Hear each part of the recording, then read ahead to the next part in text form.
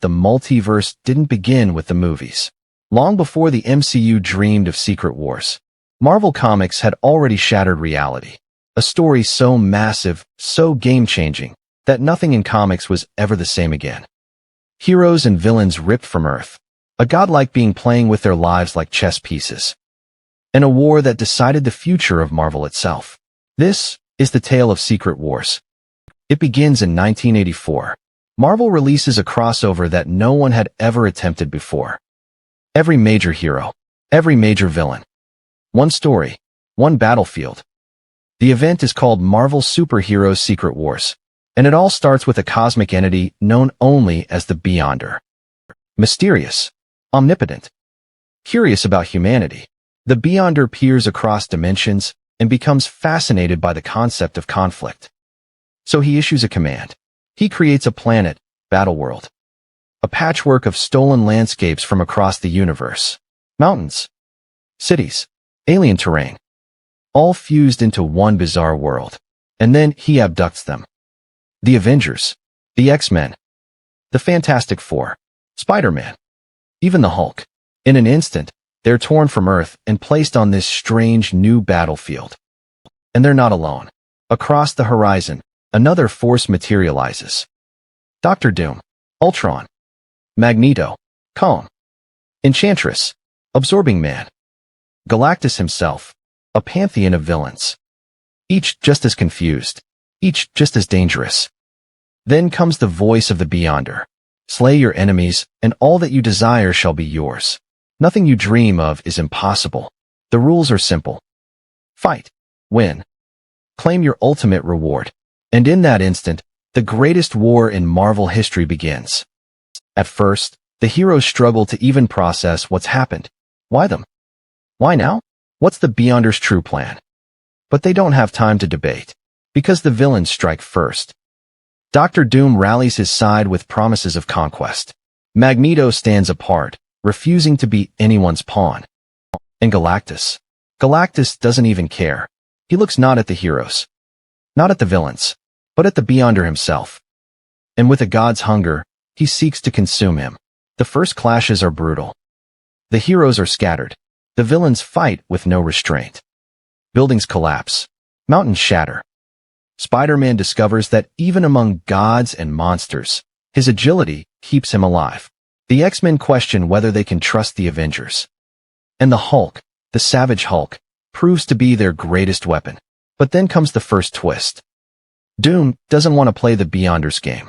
He wants to beat the Beyonder. While others fight for survival, Doom plots something greater, something far more dangerous. Yet even amidst chaos, there are moments of humanity. Reed Richards' fears for his pregnant wife Sue, left behind on Earth. Colossus, loyal to the X-Men, finds unexpected love with an alien healer. And Spider-Man wanders into a room that will change his life forever. A black sphere, liquid, living. He touches it, and it bonds to him, crawling across his body until he's clad in a sleek new suit. Black and white. Powerful. Responsive. It feels perfect. Too perfect. This is the birth of Spider-Man's symbiote costume, the beginning of Venom. But back on the battlefield, the stakes only climb higher, because Doom is ready to challenge the gods themselves. And when he does, Secret Wars reaches a level of destruction the Marvel Universe had never seen before. The war on Battleworld escalates beyond imagination. Heroes and villains clash in endless waves, each victory erased by a sudden twist. But while others fight for glory or survival, one man sets his sights higher. Victor Von Doom. For Doom, this isn't just a war. It's an opportunity. The Beyonder claims to be omnipotent, a god beyond all gods. And Doom cannot allow such a being to exist unchecked. Not while he lives. Doom begins by studying his enemies. He calculates. He manipulates. He even betrays fellow villains to further his plan. Ultron, with all his fury, becomes a weapon Doom bends to his will. Kong, the Conqueror, challenges Doom's leadership and pays the price. One by one, the villains realize that Doom is not their ally.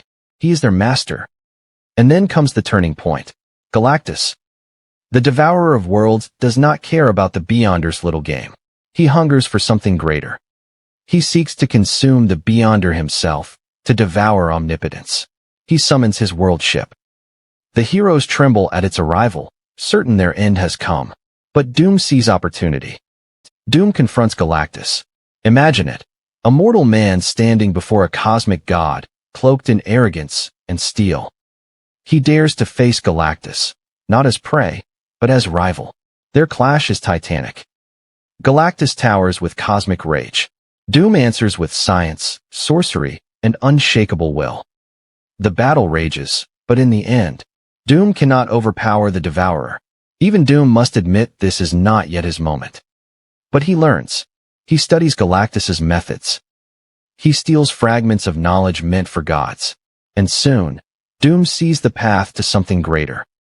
Not Galactus, not even the heroes, but the Beyonder himself. The battles on Battleworld rage on in the background.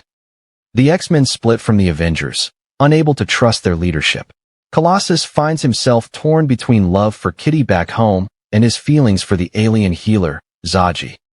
Hulk grows more unstable, his mind slipping further into savagery. Yet all of this is but noise compared to Doom's obsession. Piece by piece, he builds the impossible. He prepares to steal the very essence of a god. And then he does. The moment arrives in a storm of energy that defies comprehension. Doom confronts the Beyonder, a mortal against infinity. A spark against a supernova. But this is Doom. He will not kneel. The battle is beyond human understanding. Time fractures. Reality bends. The Beyonder lashes out with omnipotent fury, but Doom endures. He claws his way through agony itself, ripping apart the fabric of the Beyonder's being. And in the end, Doom stands victorious. The impossible has happened.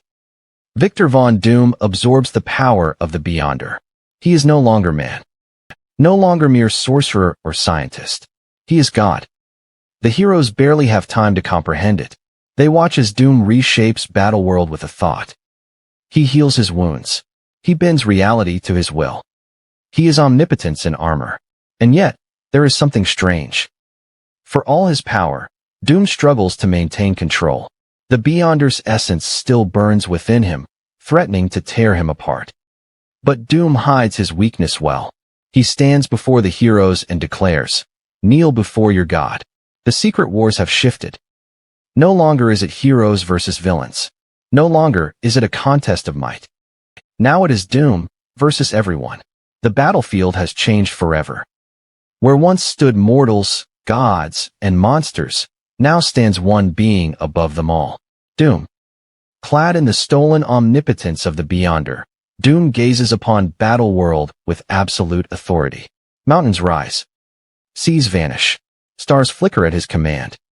For the first time in his life, Doom has achieved what he always claimed was his destiny. He is not merely ruler of Latveria. He is ruler of everything.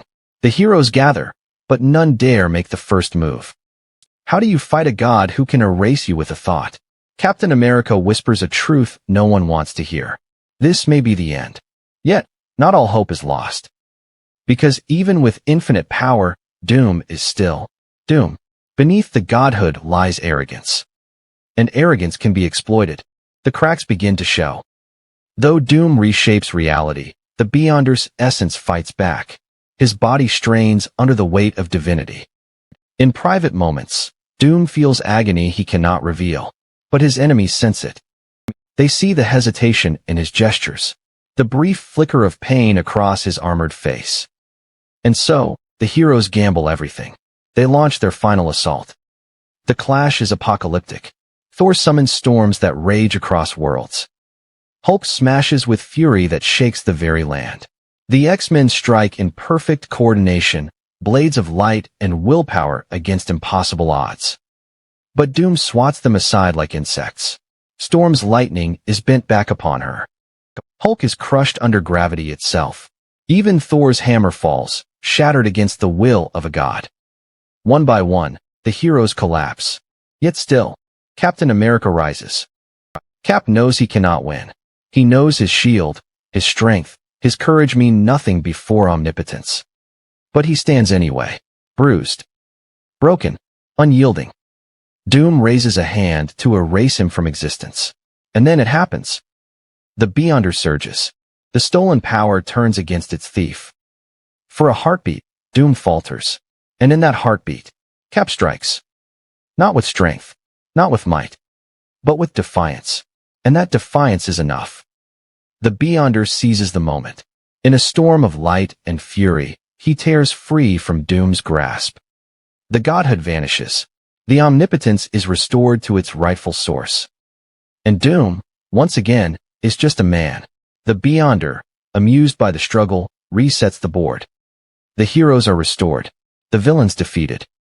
The war ended. One by one, they are sent back to Earth. Their wounds healed, their strength renewed. But the memories remain. Spider-Man returns with a strange new black costume, one that will one day become Venom. Colossus returns with a broken heart. Captain America returns with unshakable resolve. And Doom returns in silence, his failure carved into his soul. The war is over, but the scars it left on Marvel's universe never fade. Secret Wars proved something no story had before, that heroes and villains could be broken, that gods could bleed, that even the mightiest could fall and rise again. It wasn't just a battle. It was a turning point. A saga that changed Marvel forever.